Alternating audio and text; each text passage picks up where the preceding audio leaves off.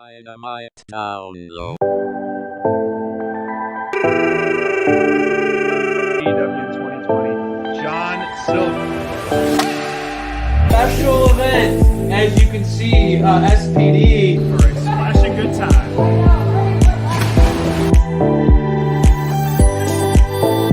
January recruitment month. I come along, I come along in the ring.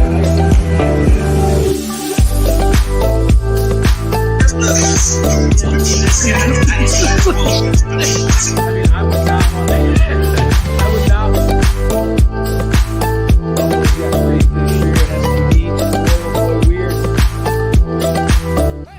Welcome to Dynamite Download.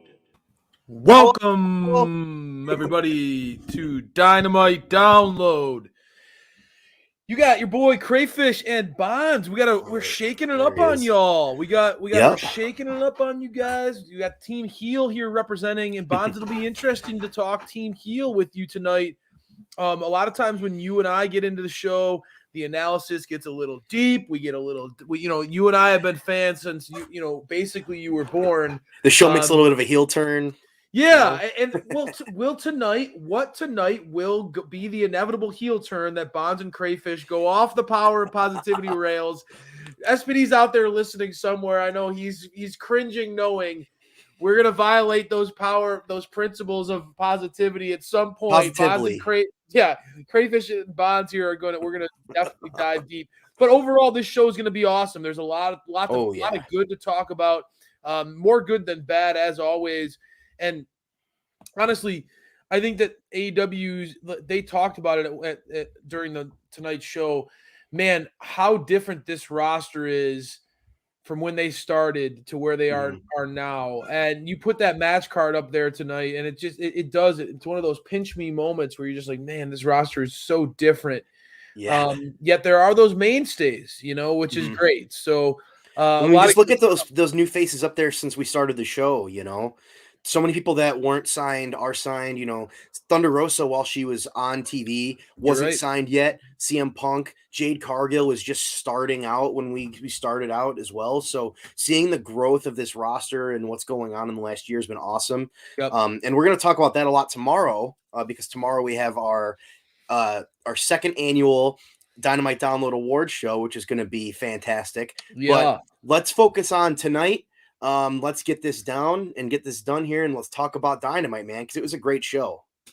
Absolutely, man. And I mean, going into tonight's show, there are a couple of matches that really jump out at me, but there's more and more you see. There are certain stars emerging that AEW can not only look at as the ones that are the marquee names, but the ones that also kind of have that big picture upside. And they obviously look at Jungle Boy as a guy who they're going to continue to quietly invest in. He's no longer forced to be a main event guy this early in his career. There's a lot more talent in this roster, and it's allowed Jungle Boy to kind of move down the rankings a little bit in AEW and hone his craft. And I think tonight's showcase, we're going to see him now jump in against FTR in a great feud with a tag team. This is really a lot of fun seeing these guys blossom. And I know that Luchasaurus has been somebody who's been a guy that anytime SPD gets a chance to talk about, loves to see it. There's a lot of fun. Jurassic Express getting involved with the Lucha Brothers. Sorry about that. But there's a lot of joy in seeing a guy who is a pillar start to get that opportunity to not be forced into something and actually get time to naturally grow. I think we're so impatient in today's day and age, and this is an example where he's starting to really show why they believe in him long term. And I think that when they get that program and they ultimately get that tag team title run, it's going to be a big moment for him launching forward in his career. Well, I agree, man. I think that you look at this matchup, and obviously, like, the results were insane. I'm sure you were stoked by the results with FTR winning, Dax getting the pin, which is I don't think it was a surprise. I don't think it's ever a surprise when any of these tag teams win because there's a lot of talent here. But I agree with your point about Jungle Boy, mostly because we kind of saw the opposite of that happen with Sammy Guevara earlier this year with the TNT title, where I think that we were all ready for it, but maybe he wasn't. There wasn't really a feud going on, and he only lost his belt after 5 matches. I don't want to see the same thing happen with Jungle Boy. I want to see him naturally get there and it be the right time. And it feels like it's getting there. Yeah. Especially, there was that post-match little tiff between Christian and the Lucha Bros. Yeah. And it's like very interesting that they're kind of setting that up. Like this feud that we didn't really see coming, but probably we should see coming because these are 2 of the best tag teams around. Yeah. They have to do something different because I think having 2 babyface teams kind of feud is a little bit tough to do at times. But I think if you do it the right way, it'll be really intense and interesting. And I think they set that up well tonight. In reality, the match itself, this 10-man match, wasn't the point of the beginning of the show. It was to set up that feud. Yeah. Good point. They lost because of miscommunications. And I think that that's going to lead into a really interesting feud. Whether FTR lets that happen or not will be the question, because FTR obviously wants those tag titles as well. So we're going to see some really good stuff, I think. And we could have almost a triple feud, if that makes sense, have them involved as well. And maybe we could get I like that idea. A 3-man or a 3-team title match would be really fun. That would be a lot of fun. I like that different idea. So yeah, I think that'd be a lot of fun, man. And obviously you look at the talent here, and I struggle with 5 versus 5 matches. We talked about it a little bit before the show. This match is when I was like, oh man, this could be really tough or really awesome. And I think it was kind of a tale of both. So I think the end of the match was much more interesting than the beginning. And there's a lot of everybody kind of getting their spots in, the typical overbooked big match, but the end results kind of made up for it, in my opinion. What are your thoughts on that? Yeah, I mean, for me, I think that there's these types of, when it gets to this level, this much, I've talked about it all the time. AEW does tag team, they do team wrestling really, really well, better than anybody else. It's one of the things that they're best at. Mm-hmm. But when it gets this big, I think the 8-man is kind of the sweet spot as far. I like trios. I like trios the best, and that's why I'm pushing for a trios title emerging in AEW soon. Mm-hmm. And we'll get into that later in the show. But I think that this much going on, it's hard to keep me focused, and maybe it's because the ADD nature of the world that we live in. But just I like my matches to have a little bit of a story. I like the moves to be able to, the wrestlers to be able to breathe and to actually have these moves and moments matter. And I think when it gets this big, it can kind of cause a brawl that kind of loses some of that. And so I understand what you mean. I do love that FTR gets that big win. Kind of shocking when you look at the landscape of these 2 teams. You certainly would think, honestly, looking at the baby faces had a leg up going into this match, I think. Mm-hmm. But FTR, you never bet against these guys. Veterans who are always willing to do whatever it takes to win. And that also that's a characteristic of Matt Hardy. So he fit right in with that. And he, obviously Private Party falls right in line with Matt Hardy's mantra. So the teams made sense. But as you said, it's really about the post-match stuff, and it's really great. It's kind of cool to see, as you mentioned, babyface versus babyface. I know that Penta is certainly capable of playing the heel. He plays that middle ground. But that would be really interesting. It's going to be interesting to see how the AEW does that tango, does the little dance between, who dabbles in the heel work, and how far do we let them dabble in it? Do they go into the deep end, or do we just dip our toes in? So it'll be interesting to see how that goes going forward. Really, and I love your idea about FTR not wanting to just kind of let step into the background and maintaining a real focus in that feud, being the glue. And allow them maybe to be the true heels of that feud and keep that going. and it makes this match matter. You know what I mean? Yeah. If they win, You're win this match, it should be important. You have, You're right. 5 people on each team, and 3 or 4 of the best tag teams in AEW, 4 of the best tag teams in AEW. That should matter. That win should be important. And I think that if you kind of keep including them in this feud, that's what's going to keep them going and important.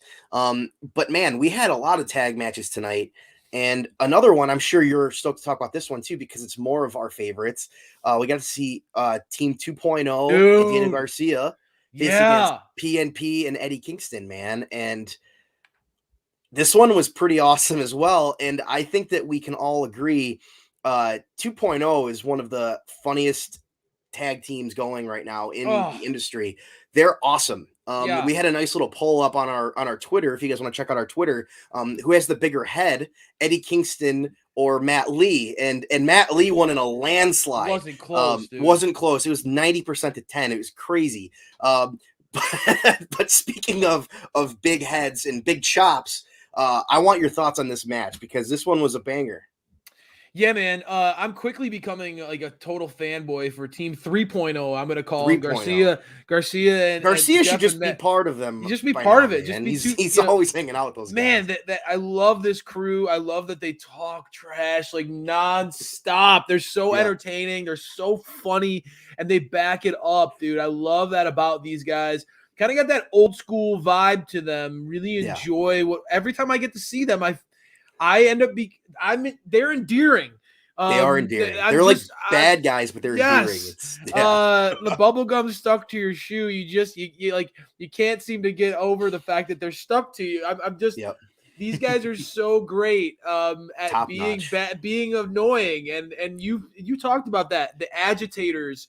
Yep. They kind of play that role of just being the guys who get under people's skin, get them riled up, and they find a way to win because of it. And I love that about these guys. I love how they can just kind of always find a way to get in the heads of their opponents. And tonight's exit match was another great example. Eddie Kingston, Santana Ortiz, just total badasses, guys. I mean, Eddie Kingston was literally chopping at the bit, biting people just to get into this match, frothing at the mouth just to get his hands on these guys. Was it 17 chops on Parker?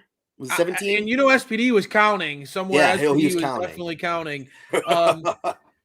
But you look at that side of the ring, and you're like, man, you got Kingston, Santana Ortiz, you got some real vets there. These guys are mainstays and staples in AEW, and then these guys kind of came in and again showed them what's up, dude.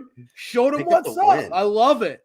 I think that Tony Khan knows what he has in 2.0 and Daniel Garcia, and it's a really good team dynamic, right? Garcia's a 22-year-old kid, really good in the ring, just intense. He doesn't wrestle like he's 22 years old. He wrestles like a veteran. That guy's really fantastic. And Parker and Lee are just hilarious, and they're these, but they can also go, which makes it work. If they couldn't go in the ring, it wouldn't work, but they can. So they get in everybody's heads and they do their thing. And I don't understand people that don't enjoy it. I get it. They're kind of annoying and heels, but that's the point. That's their end game. They're trying to get in your head, and it's really fun to watch. And I want to know where they're at in a year, because I think that they could have a really interesting tag title run because of how annoying they are. Yes. They could just really bother everybody else in the division. And like tonight, they made Eddie Kingston so mad that when Chris Jericho came out to help them, Eddie Kingston wanted to murder Chris Jericho. Right? You know what I mean? Like they annoyed him so much. Exactly. And obviously Santana and Ortiz, they have a big relationship with Chris Jericho. So Eddie has no reason to get as mad as he did, but they really got under his skin tonight, man. Yeah, and the role of agitators is kind of like it's kind of a lost art right now, and it's needed in the AEW tag division, because you're starting to see like the Acclaimed are getting vibes sometimes where that you can see them starting to become more popular, and you could they're going to be potentially baby faces. you could before see you them know it. becoming baby faces long term. And there is that niche of needing a true annoying agitator group, and these guys do it so well. Yeah. I mean, from throwing coffee in someone's face to always offering a taste, these guys are so damn good at being bad. I love Santana Ortiz and Eddie Kingston, but I'm sorry, I was rooting for the Team 2.0 and Daniel Garcia tonight. And and I'm so glad to see that AEW seems to really, like you said, they see what they have with them. Yep. They see that there's a lot of potential in this crew, and I like that they're leaning into allowing these dirt bags to actually be able to back it up a little bit. So often we see these kind of acts as lifelong wrestling fans. Think of how often we see these kind of acts, talk the talk, but always get their legs cut out from underneath them. Never be able to really back up their trash talk. Yep. And this group, this is a group that seems like they can do that. I love that as Team Heel. We need more of that.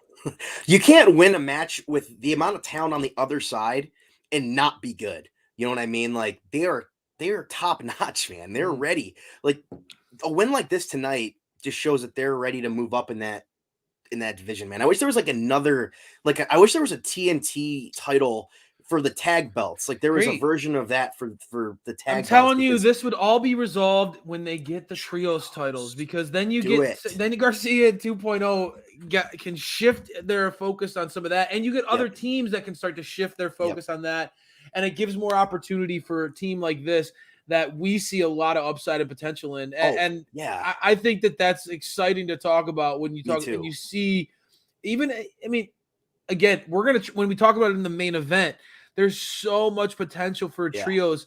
And that's one of the things that was kind of thrown out there tonight in our faces. We'll get into it in the main event, but the Jade versus Thunder Rosa match, we saw the need for being in a group, being in a team, like Jade talked about it. Or Kyle O'Reilly talked about it in his promo. That we see the need for having groups come together in AEW and kind of band together. You saw Jade have backup with debuting Mercedes Martinez tonight. Yeah. And that was really the difference. Thunder was going at Jade's knee throughout this match, chopping down the bigger, stronger competitor. Very smart approach by the fighter that is Thunder Rosa. We love that. Yeah. But if it weren't for that outside interference, it could have been a very different outcome tonight. And so, we get to see a lot of it's controversial, but we're seeing more and more of these finishes that are involving debuts, involving outside interference.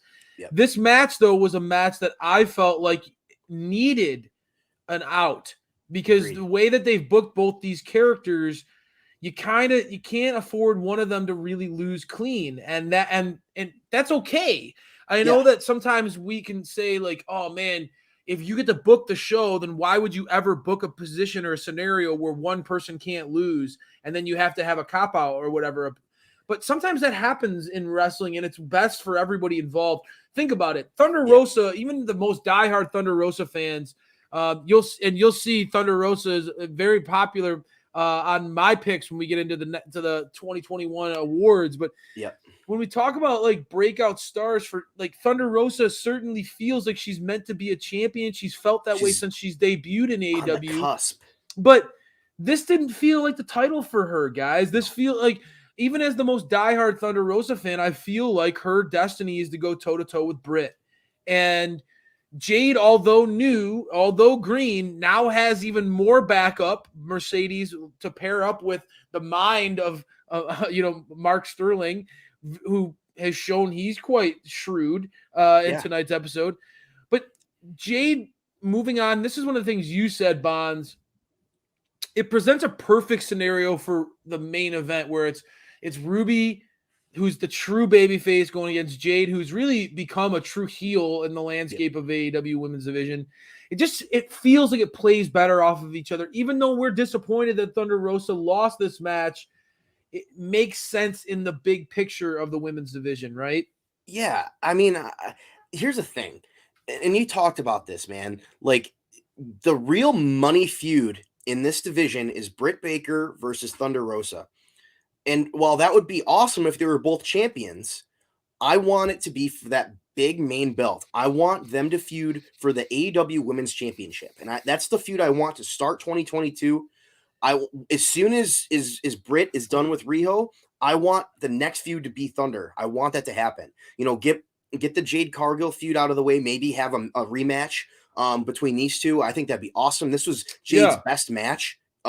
This was Jade's best match, and I don't think it's called that surprising because of her opponent. Yeah, you know, Thunder is just absolutely fantastic. I always say Thunder is the coach in the ring, and yeah, she brings the best out of everybody. I knew she would make Jade look the best we've seen her. Yeah, and frankly, that's why I want more matches with Britt with Thunder, man. Because agreed, the more we get of that, the better Britt Baker will be, and the better this division is going to be as a whole. Because I don't think there's a question that Britt Baker is the top dog in this company. And having somebody that can get the best matches out of her in a feud with her will be the best result for this company. That's just how I feel about it. And I think getting Jade a quality win like this, even though there was interference, and having that awesome debut, it's going to make Jade look stronger in the end because she's probably going to be the TBS champion. You know, it's a big deal. You know, that's another belt. And I think that she needs something like that because there's not, other than titles in this division, what is there to go after right now? You know, there's too many names in kind of the middle ground, and there's a lot that needs to be done for them to move up to face somebody like Britt Baker. So having that secondary title with somebody like Jade who can just dominate people, it's going to be a big moment when she loses. And I don't think that after a match like this, she can lose immediately. I think she needs to win that title, have it for a while, and continue to build the division through beating other people and eventually setting somebody else up to beat her. I think that that's going to be perfect. It's going to work. And I think people that are complaining about Jade now in maybe a month or two won't be complaining anymore. This is how I feel about it. I think that tonight was a big step for her. This is a great match, and she sold it well, man. Like the psychology in this match was what worked. You know, they did a good job telling a story. You know, Thunder was chopping at her legs the whole time, and Jade sold that, man. Like, you can't be green and sell it the way she did. She collapsed on her knee multiple times, looked like it was in pain. Like, it was just a good match. The kip up was controversial, but I mean, you can always strike up. There's going to be moments where there's going to be adrenaline and energy that's going to get. And Jade's a show. You know, she's a superstar. She's got to do some of that showmanship stuff.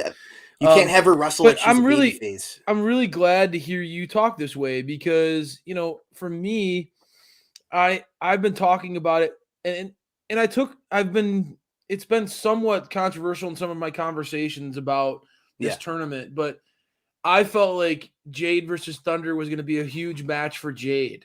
And it was. And and I was talking about how, you know, Thunder is the type of opponent that is going to be really it's going to be that make or break moment for Jade. Is Jade going to be able to be a true pro wrestler, or is she just this star? And if she's just a star, then that's okay. We can work with that. She has to be that. But is she a pro wrestler too? And can she go in the ring? Can we move those chips in on Jade? And I think that the Thunder was the test for that because, as you pointed out, Thunder brings out the best in ring, even with our champ. You know, I'm a DMD fanboy, and DMD does not hit the same when she's not going against Thunder. We talk about it over, and it's been a mantra at Dynamite Download since day one. Iron sharpens iron. And so, you know, DMD needs that strength on the other side of Thunder Rosa. And I felt like Jade has been presented in a way where she's been, you know, again, Red Velvet has been her biggest competition, really.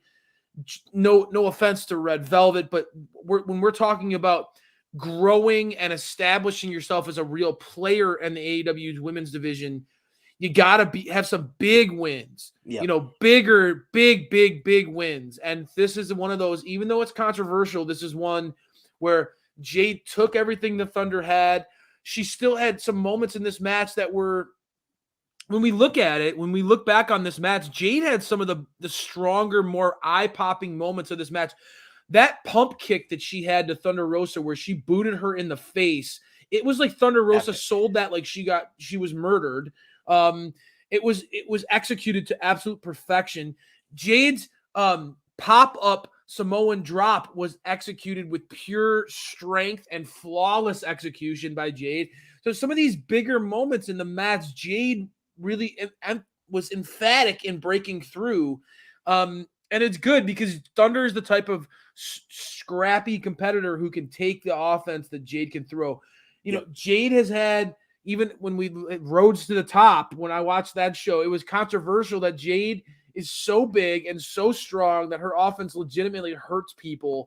And Thunder is not going to be a complainer when it goes against, when it's like, let's go, bitch. You're like, let's go. So that mentality came through in this match, and I enjoyed this back and forth. AEW, the more that they get these types of opportunities where you start to see, okay, there's a potential with a Thunder Jade feud one day, or like we're gonna see this. Where does Ruby and Jade? What's their chemistry like? Could you see a Ruby Jade feud down the road? The more you get these opportunities, look at the home run that they've hit with Serena and Shida. You got to keep trying. You got to keep trying and giving these girls opportunities. And that's one of the things I know was always like DMD got a lot of time. Well, now there's some bigger players in the women's division, and let's start seeing if those women can start hitting in segments consistently like Britt. And if they can, that's better for the whole division and company as a whole, and it's only going to make this division feel bigger and stronger. And I think if AEW wants to separate themselves from the competition right now, like we just saw today with Tony Storm news, investing in the women's division makes a lot of sense. So let's go all in, baby. You got a lot of talent on this roster now. Yeah. Keep going. I thought this was a great matchup. Yeah, man. I couldn't say any more. But speaking of great matchups, man, Wardlow tonight just was pushed to the absolute limit by Colin Delaney. Just an absolute massacre of a match. I know that Wardlow's your boy. Oh, man. And we are super excited about 2022 for Wardlow. Look at that dominance, dude. But, man, I got to say, dude, there's very few people in AEW and in wrestling in general, but AEW in particular, that can go like him and just dominate like him. And like you can name a handful of guys, guys like Brian Cage and Lance Archer, but Wardlow is just an absolute beast. And he had a little segment before this match where MJF basically said, we want you to win the TNT title, but if you win it, it's mine. Look at the contract. Mark Sterling was there doing his thing. He's great. He's another fun character on the show that's always doing his thing and never breaks it. It's great. But Wardlow, you can tell, man, is getting just fed up with good old Max. Yeah. And once he's fed up and he's done, oh, dude, it's going to be a bloodbath. And here's the thing, man, like, they're building him up to be an absolute superstar in 2022 right now. Yeah. I think that Wardlow, we were a year early. We were a year early. But you know what? I think that that's awesome because we've had a year to simmer on this guy that we know can go. That's a beast. And now we're seeing the payoff of that wait. Isn't it better that we had to be patient? So true. Like, it's so much better now that we had to be patient. If Wardlow had, a year of breaking out, imagine if he broke out last year. Right. And then you have guys like Bryan Danielson coming in and CM Punk coming in. Right. And, Miro ascending as well. He might have gotten lost in the shuffle a little bit there. But 2022 going in, young guy, absolute freak. Everybody knows what he can do. Yep. And MJF and CM Punk, their feud seems to be kind of starting to die a little bit, which is good. They're ready for it with Wardlow, man. And this is going to be a test for MJF as well, because he's not built a star yet.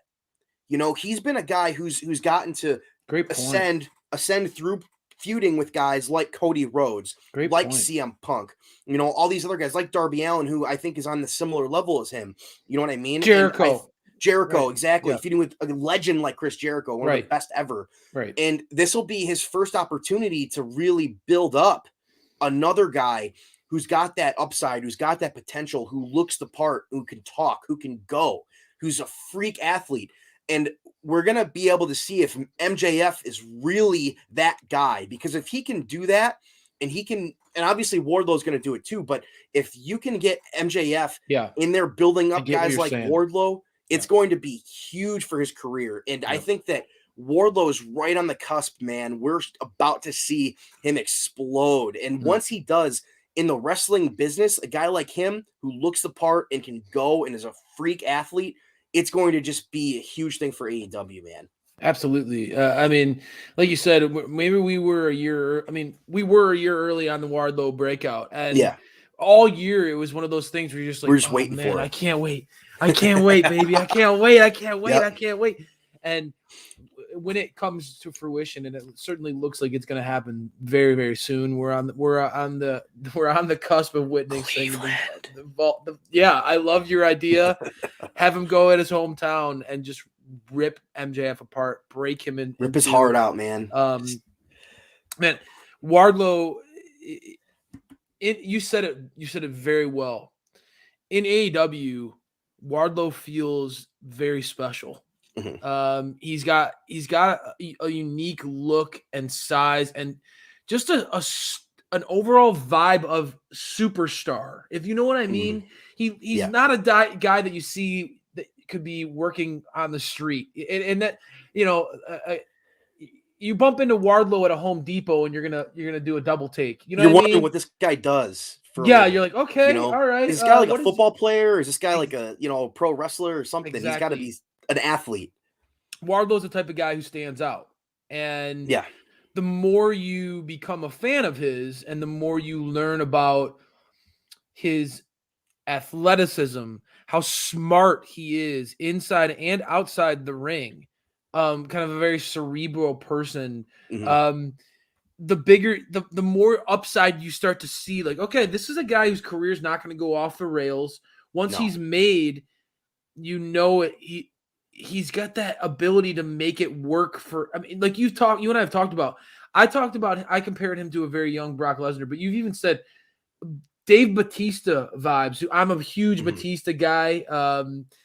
There's a lot of, like, there's just that, this feels like that big guy who could be one of the top big guys for years to come. And he could be the top big guy in this company. Generational. He could be a generational big guy in the landscape of AEW. And I don't mean to overstate that. I think, he could easily be a guy who could go a 10-year, like 10 to 12. Like, I think he could have that. And I know he's, in his 30s, but I think Wardlow, he's a young guy. I think that he could go and be a guy who can make a huge impact, especially in the next 5 to 6 years if they invest in him properly. Huge Wardlow fan. Think that he's got a lot of untapped potential. And like you said, very smart. MJF now could get the opportunity to pay it forward, be the heel that puts over the babyface. And Wardlow as a babyface, it feels like he's just in Cleveland. I love your idea. It would make a lot of sense.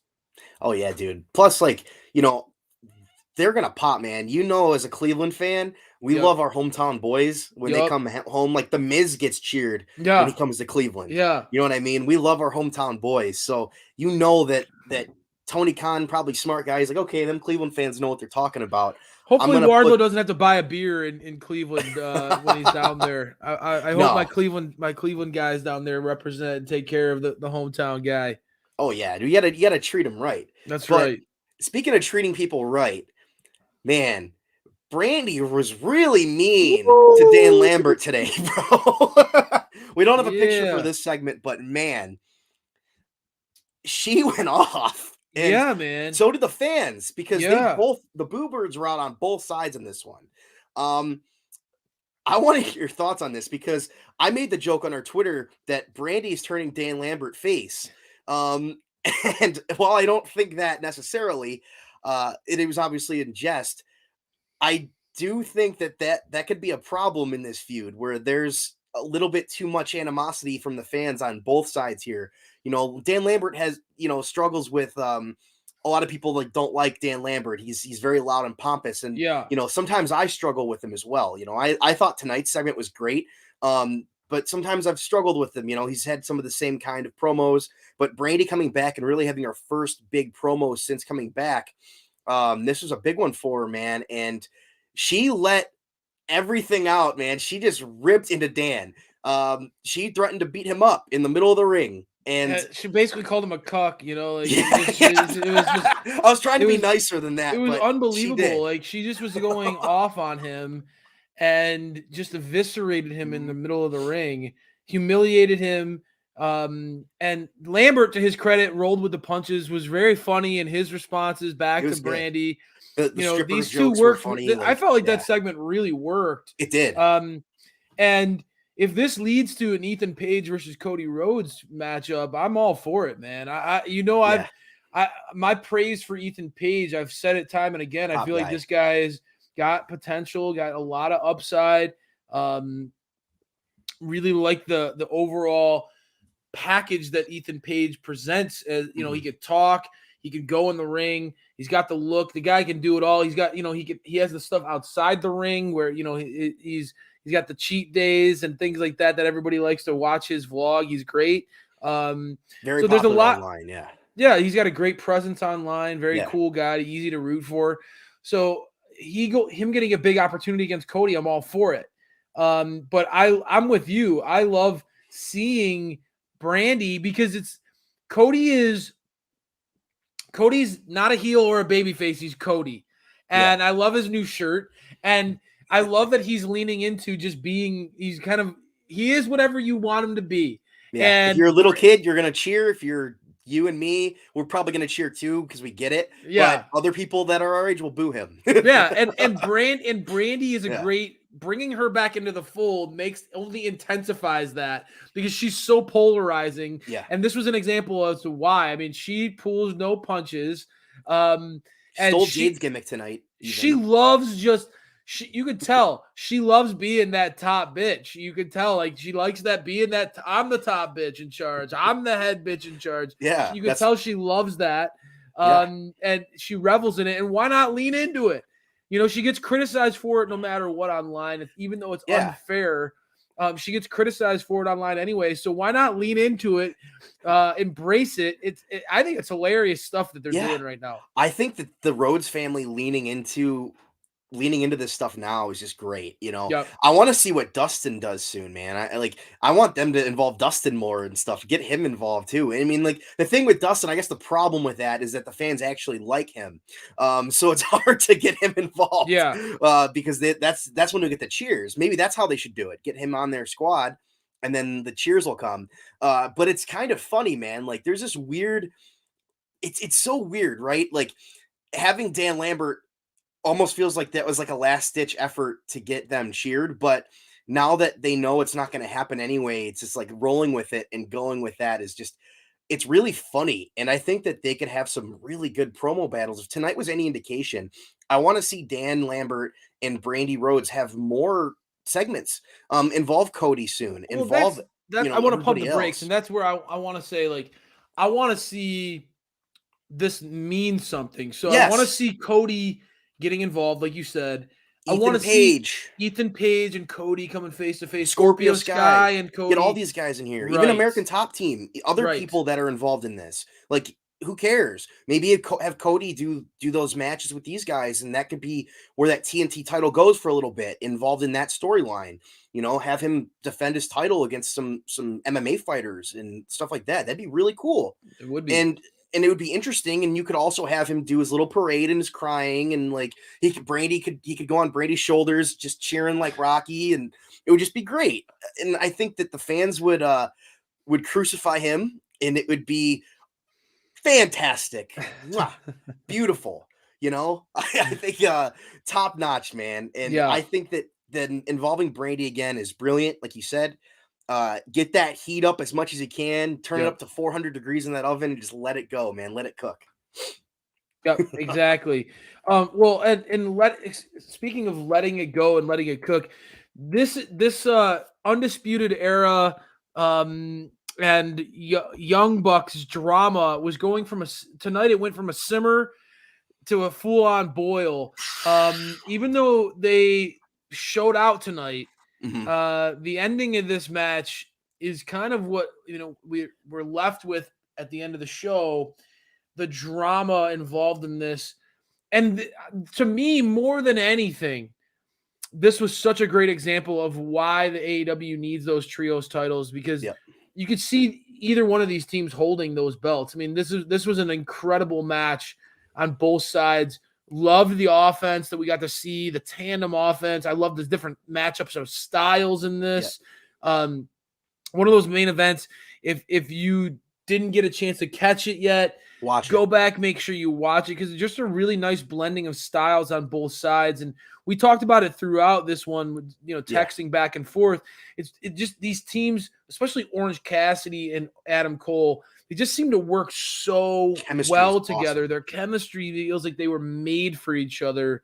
Really, really felt like this was a match that had a lot on the line when it comes to the debut of this group of Adam Cole, Bobby Fish, and Kyle O'Reilly in AEW, because these guys have a big following and they made a big impact in North American wrestling together as a trio, and wanted to see how they work together. I felt like there was no rust whatsoever with these guys. No, I mean, this looked like an NXT match, man. Yep. Like, this was like an NXT match. This was great. Love this main event. And I'm, obviously, I've been a little outspoken about sometimes the best friends. Like, it always kind of feels like they're kind of thrown into feuds. This one, I enjoy it because the chemistry is so good. I love Adam Cole and Orange Cassidy, like you talked about. They are great together. And I think that what we saw at the end of the match, with the Young Bucks coming out and Adam Cole leaving with them, there's some stuff going on that could be, again, multiple teams involved in a feud. This is something that could devolve into something where there's like 3 teams going against each other, because, Kyle O'Reilly and Adam Cole had beef at the end of their NXT runs. Exactly. And they talked about that today in a promo. They acknowledged NXT today, basically, in that promo, and talked about it. And it was really interesting and cool. And, a nod to the people that pay attention to wrestling in general. Just excellent stuff. Yep. But it kind of, in the match, it showed up like, okay, like, these guys might not be as cool as it looked last week or during the match. Like, these guys still have a beef and have a problem. And, man, I just love that they're not breaking the fourth wall, but they're keeping continuity. Yeah, exactly. And they're not like pretending that they didn't have a career before AEW, right? Like, they're not changing their name to Braun Breaker and not acknowledging their, like, that their uncles, right. Like, although Braun Breaker is really he's sweet. great. I mean, I'm not trashing him. He's been awesome, but he's a Steiner. Great. Just call him a Steiner. It's fine. Nobody cares. Like, we all know. Right. Right. You know what I mean? But they're acknowledging that this stuff happened. What you're saying is they're acknowledging the lives and the careers before entering here. And they could have easily just kind of like not done that. But like, I think that's what it makes AEW cool. They did the same thing with Malachi Black. You know what I mean? The same thing with him. And it's good stuff. It's good stuff. That's what makes it cool, is like AEW like never insults our intelligence. They lean into the fact that, hey, like what makes it wrestling fun is it kind of is like the never-ending story, man. Like, it's like you can continuously get invested in guys. You and I have talked about this countless times, but it's like when you get to watch people young, like when they first start, and then how they get better and better, and watch their careers blow up. Like, I remember you and I, like, me buying Sasha Banks red glasses, and we're watching her wrestle in front of like maybe 75, like, I don't know, 150 people inside of a church and in Cleveland. And it's just cool seeing that person then become, main eventer in WrestleMania and all sorts of great stuff, doing all sorts of great things. And, and this is an example where you're like, all right, like, if you're somebody who watched Adam Cole, Bobby Fish, Kyle O'Reilly come up through the ranks in Ring of Honor, and then make their impact as undisputed in NXT and really change that company for the better in a lot of ways and carry the torch through some tough times for NXT. And then come here in AEW. It's awesome that that fandom is rewarded and not ignored. And I think that it's also cool that that's basically the foundation of their entire story right now. I think that that's fantastic. Well, and it goes even deeper than that too, man. Like O'Reilly and Fish have been tag team partners since 2012. These guys have almost 10 years together, tagging. And I think it's cool that like those two guys are still they're boys, right? Yep. And Adam Cole's kind of that outsider now. Like, okay, like you kind of did your thing, and we know what you are, Adam Cole. Yep. We're not gonna we're gonna still be us, but we're gonna watch our back with you. We know that you are the. I mean, he is Adam Cole is like the definitive dirtbag in pro wrestling. I mean, he is more than happy to stab you in the back for his own benefit at the drop of a dime. Yeah, exactly. And I think that was awesome tonight where, people that have watched these guys for 10 years, because there are people that do that paid off even bigger for them than people that just watch NXT, so this whole thing, man, like goes back a decade. Yeah. And it might seem like a one-off random match, right? But if you've been paying attention to these guys' careers, you got rewarded tonight more than anybody else. You got rewarded, and that's awesome. And that's why we love this company, and that's why we love AEW. And going into 2022, it's going to be even better, man. We're getting there's the most talent in this company now than there's ever been, and we're in for some good stuff, dude. Because it's just going to get better. That's the thing. Like we think it's good now, but can you imagine when they have everybody that they want and they have all the divisions are running at full gear, and it's not just going to be like one getting pushed up because they need to push that one up or propel it, and everything's running like smooth and perfect. It's going to be awesome. It's going to be the best wrestling we've seen in North America in a long time, and I cannot wait. You're right. I mean, we're Dynamite Download has been a lot of fun because we're able to document our history as fans as this company has changed. And man, it's so easy talking positively about AEW right now. There were times like when we first started, we were doing elite versus delete. What were the best moments and the worst moments in the night? And that quickly proved that we couldn't keep that format anymore because there's way more elites than good deletes. Than bad. Yeah. There's just so much more good than bad. And I agree with you. It feels like they haven't even hit that yet. They haven't even hit their best yet. They're still building. They're developing. Exactly, dude. Like this company is so young in its development. And imagine what they'll be like in 5 years. I mean, I don't see them going back. I think this place is around for the long haul. And it shows with the talent that they have, young and old, that they are not backing. Like they're not going away, man. They're going all in. And I watch the product, and I'm impressed by their balance. I've said it time and again.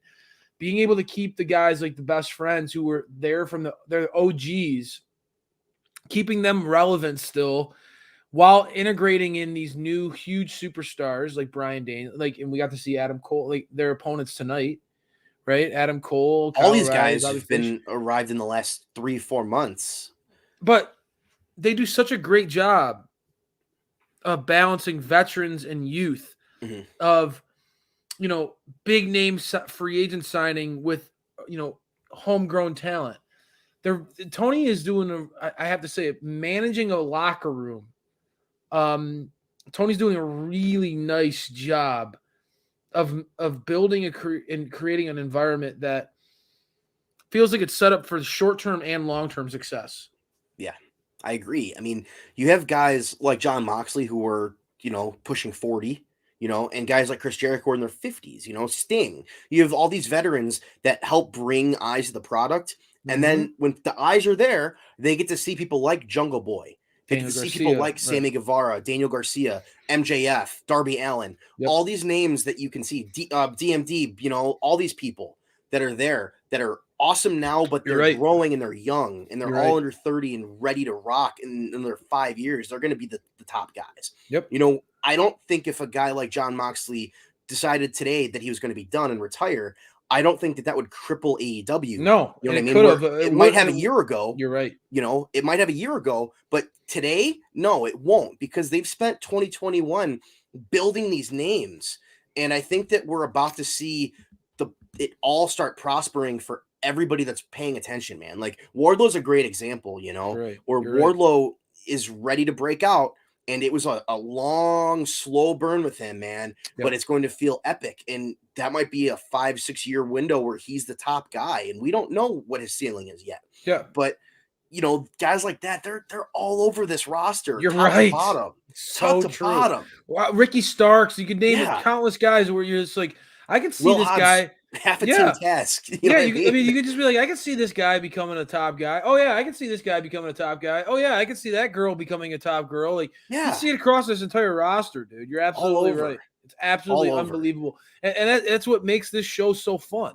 I know that we could be shills or just the only positive, but it's like we say when we don't like something. You genuinely can find good in pretty much every single segment or match in AEW right now. Even the stuff that's not for me, I can say like, okay, that was a good segment for what it was trying to do, or otherwise. And if it's not, we're not just shills, man. Like, we'll say if we didn't like something, like even that 10-man match earlier, like we talked about that. Talked about that, and for me, that was a little too overbooked. Yeah, but it worked out because they used that match to tell a bigger story and start a new feud. You're right. And that's awesome.